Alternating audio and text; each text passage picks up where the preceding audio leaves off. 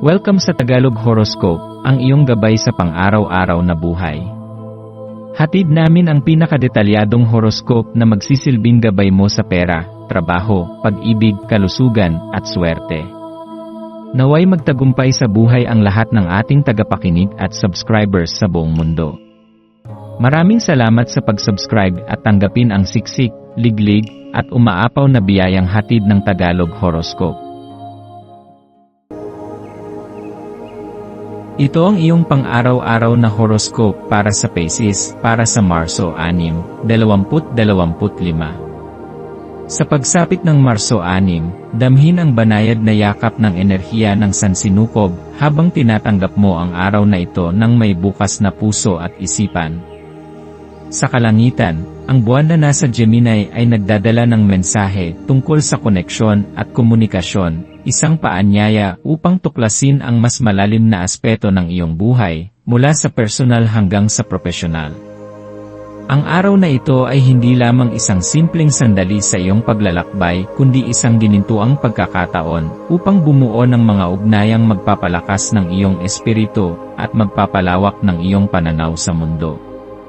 Ito ang tamang panahon upang makinig hindi lamang sa sinasabi ng iba, kundi sa mga hindi binibigkas na mensahe ng iyong puso. Ang bawat interaksyon, gaano man kaliit, ay may dalang aral at pagkakataon upang matuto at lumago. Sa pamamagitan ng masusing pakikinig at mas bukas na pag-isip, maaari mong matuklasan ang mga bagong pananaw na magpapalalim sa iyong pag-unawa sa iyong sarili at sa mundo sa iyong paligid. Ikaw, bilang isang Pisces, ay likas na sensitibo at madaling makaramdam ng enerhiya mula sa iyong kapaligiran. Dahil dito, mahalagang pagtuunan mo ng pansin kung paano ka nakikisalamuha sa iba. Napapaligiran ka ba ng mga taong tunay na sumusuporta at nagpapahalaga sa iyo? O may mga ugnayang nagiging pabigat at nagdudulot ng emosyonal na pagod? Ngayong araw, hinihimo ka ng sansinukob na pag-isipan ang iyong emosyonal na hangganan. Ang pagkakaroon ng malinaw na hangganan ay hindi nangangahulugan ng pagiging malayo sa iba kundi isang paraan upang mapanatili mo ang iyong kapayapaan at mabigyan ng tamang direksyon ang iyong mga damdamin. Mahalaga ang balanse sa bawat relasyon na iyong pinangangalagaan.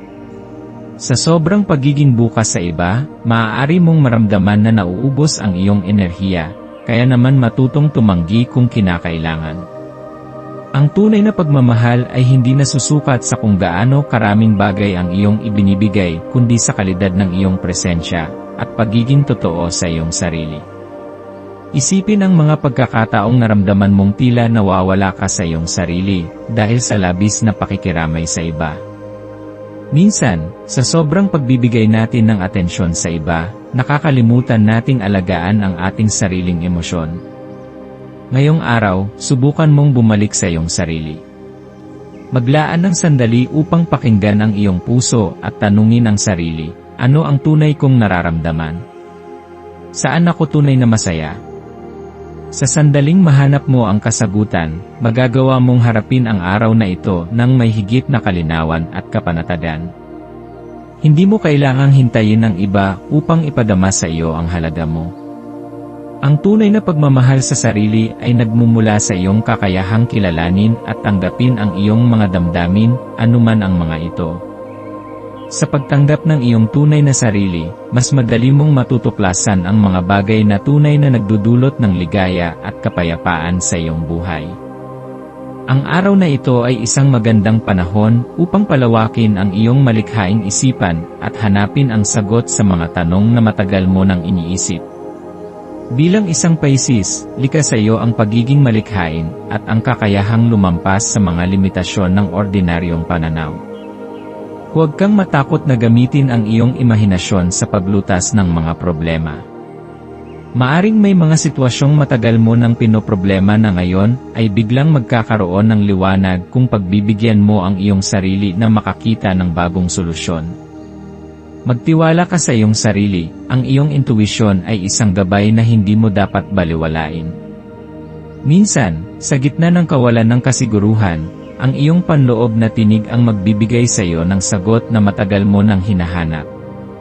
Huwag matakot na subukan ang mga bagong paraan ng pagpapahayag ng iyong damdamin at ideya. Maaaring ito na ang simula ng isang bagong proyekto o adhikaing magpapalapit sa iyo sa iyong tunay na layunin.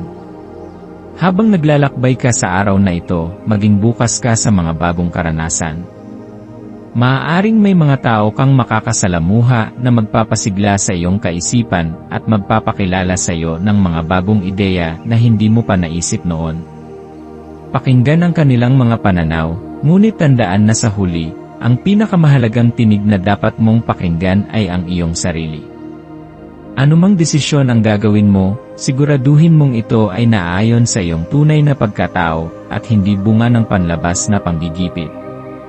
Ang bawat hakbang na iyong ginagawa ay isang oportunidad upang palawakin ang iyong kaalaman at palalimin ang iyong pag-unawa sa mundo.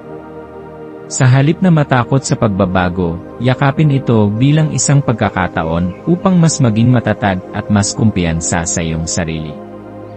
Sa aspeto ng swerte, ang kulay na magdadala sa iyo ng positibong enerhiya ngayong araw ay berde. Ang berde ay sumisimbolo ng bagong simula, kasaganaan, at panibagong sigla sa buhay. Maaari mong isuot ang kulay na ito o isama ito sa iyong kapaligiran upang maramdaman ang masayang daloy ng enerhiya sa buong araw.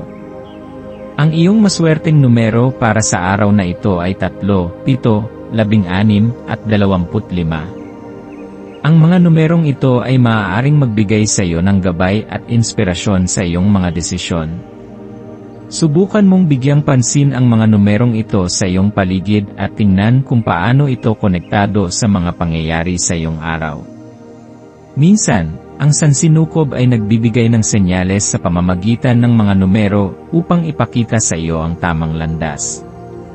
Ang isang maswerteng gawain para sa iyo ngayon ay ang paggawa ng isang bagay na nagpapasaya sa iyong puso. Maaari itong simpleng aktibidad tulad ng pagsusulat, pagguhit, pakikinig ng musika, o kahit paglalakad sa isang lugar na malapit sa kalikasan. Ano man ang iyong gawin, siguraduhin mong ito ay nagdadala sa iyo ng kapayapaan at inspirasyon. Sa bawat sandali ng pagpapahalaga sa iyong sarili, mas lalong lumalakas ang iyong koneksyon sa iyong tunay na layunin. Hindi mo kailangang gawin ang lahat ng sabay-sabay, sapat na ang isang hakbang patungo sa direksyong nagpapasaya sa iyo. Sa pagtanggap at pagpapahalaga sa iyong sarili, mas magiging maliwanag ang iyong landas, at mas madali mong mararamdaman ang biyaya ng sansinukob na laging sumusuporta sa iyo. Sa pagtatapos ng araw, alalahanin mo na ang iyong halaga ay hindi nasusukat sa kung gaano karami ang iyong nagawa kundi sa kung paano mo ipinadama ang pagmamahal at kabutihan, hindi lamang sa iba kundi pati sa iyong sarili. Ang buhay ay hindi tungkol sa pagiging perpekto, kundi sa pagiging totoo sa iyong sarili. Magpahinga ng may kapanatagan, sapagkat bukas ay panibagong araw na puno ng bagong oportunidad at posibilidad. Ikaw ay isang Pisces, malikhain, may malasakit, at puno ng pag-asa. Yakapin mo ang araw na ito ng may kagalakan at kumpiyansa. Ang mundo ay may nakalaan na magagandang bagay para sa iyo, at ang tanging kinakailangan mo ay ang lakas ng loob upang tanggapin ito ng may bukas na puso.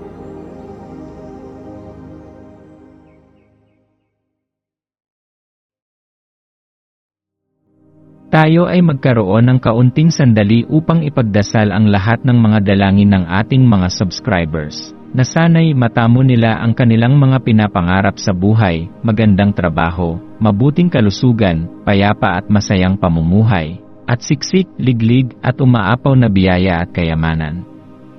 Ipinagdarasal namin ng mataimtim ang lahat ng mga komento sa nakaraang video, at hinihiling namin, Panginoon, na pagpalain mo ang ating mga subscribers ng masayang buhay sa mundong ibabaw.